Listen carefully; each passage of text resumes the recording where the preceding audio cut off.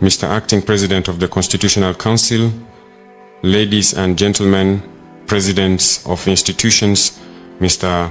Chief of the General Staff of the Armed Forces, ladies and gentlemen advisors, members of the Constitutional Council, military, paramilitary, traditional, and religious authorities, distinguished guests, ladies and gentlemen, I will not be giving you a speech this morning. I will speak to you in my own words, from the bottom of my heart, using as my guide the ideas and the message I wish to convey to you.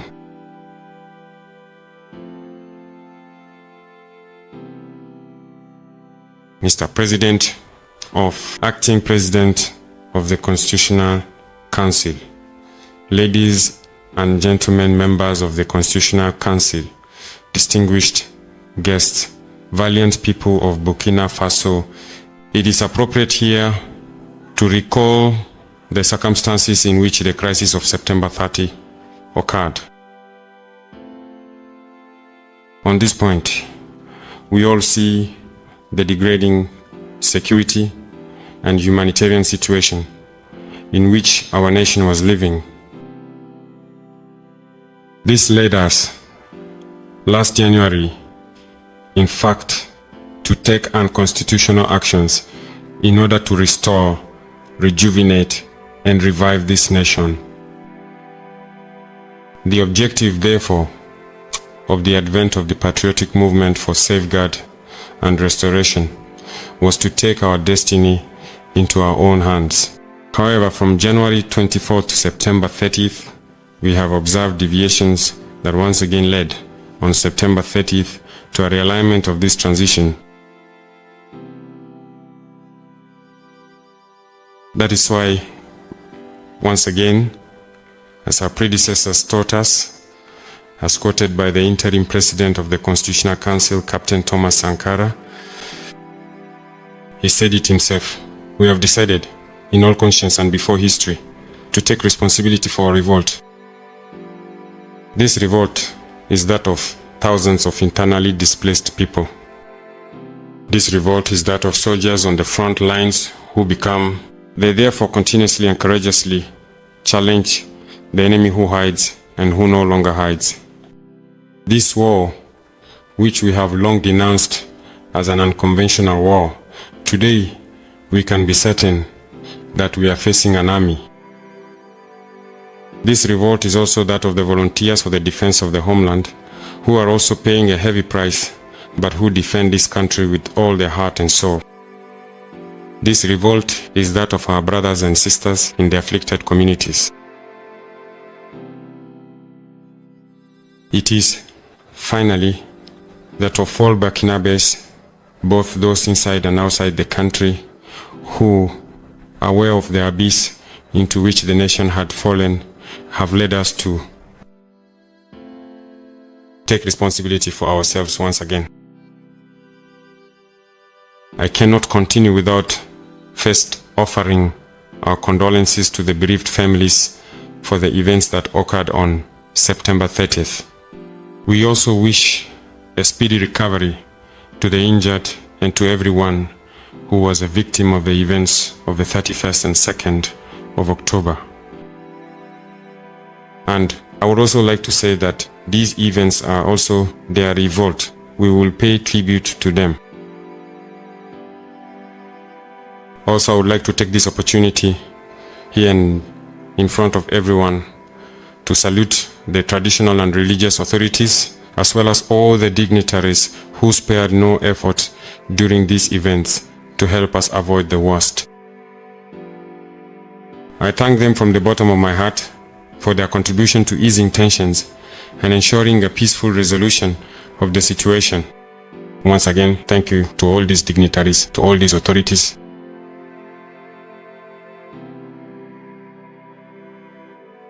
The context in which our nation finds itself is quite difficult to describe. The very existence of the nation is in peril. Here among the fighting people of Burkina Faso, we are therefore facing an unprecedented security and humanitarian crisis. And I would like everyone to become aware of this situation so that we can emerge from it stronger and more united.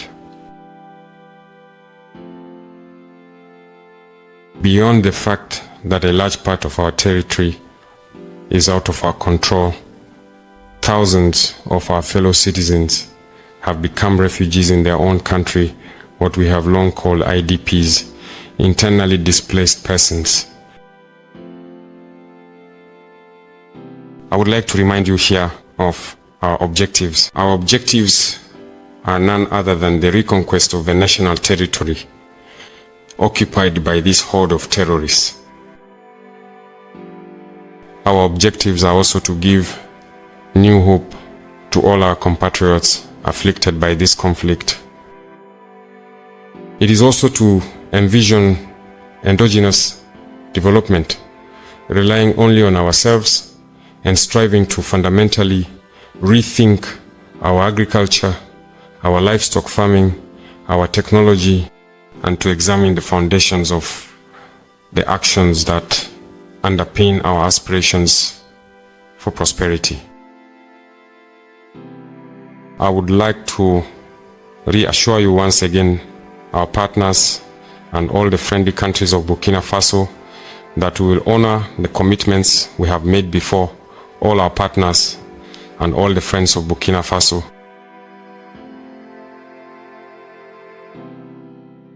No sacrifice will be too great, I assure you. No sacrifice will be too great to lift this country out of the situation it is currently in. So our commitment is for the return of peace, and our guiding principle will always be the people. That is what will guide us throughout these 21 months. With that, I am calling for a patriotic and popular mobilization. I am calling on all the fighters of Burkina Faso. Young people, men, women, all traditional and religious leaders, all Burkinabe in the diaspora, in all their diversity, to unite, to rise up, and to commit themselves to this struggle. A struggle against this terrorist hydra, which for several years now has been tearing apart the social fabric of Burkina Faso and preventing us from living. I am therefore calling on everyone, whether from cities not yet affected or from the most remote, deeply impacted rural areas of Burkina, for all of us to unite. This war is not just a war for people outside our major cities. Within the cities, it is in our best interest to become aware of the situation, to rise up, and to unite with these afflicted people so that in Burkina Faso we may be one.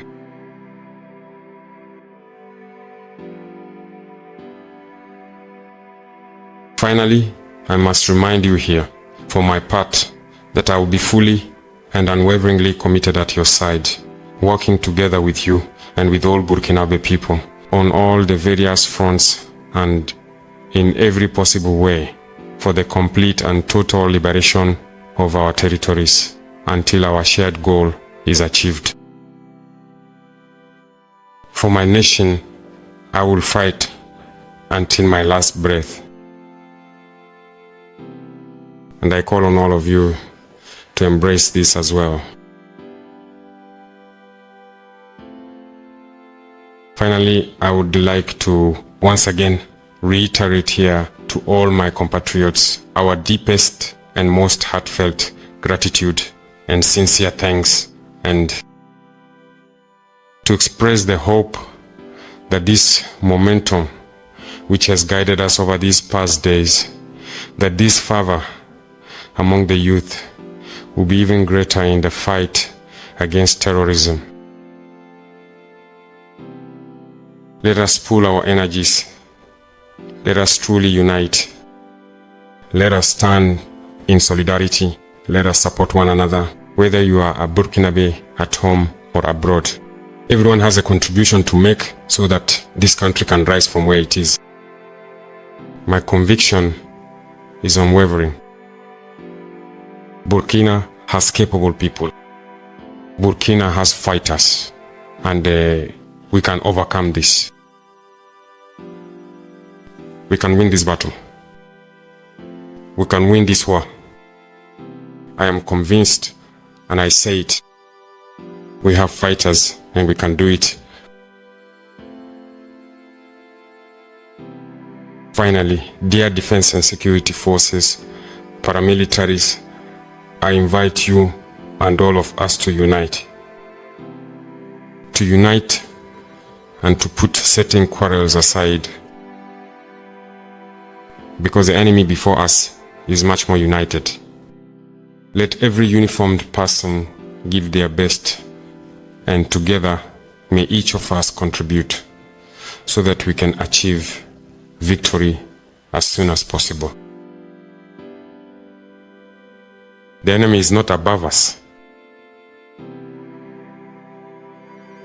If the Homeland Defense volunteers are sacrificing themselves day and night, we, as uniformed personnel, have no reason not to unite, to support them, to stand together, and to achieve victory. With that, long live Burkina Faso, homeland or death, we shall overcome. Thank you.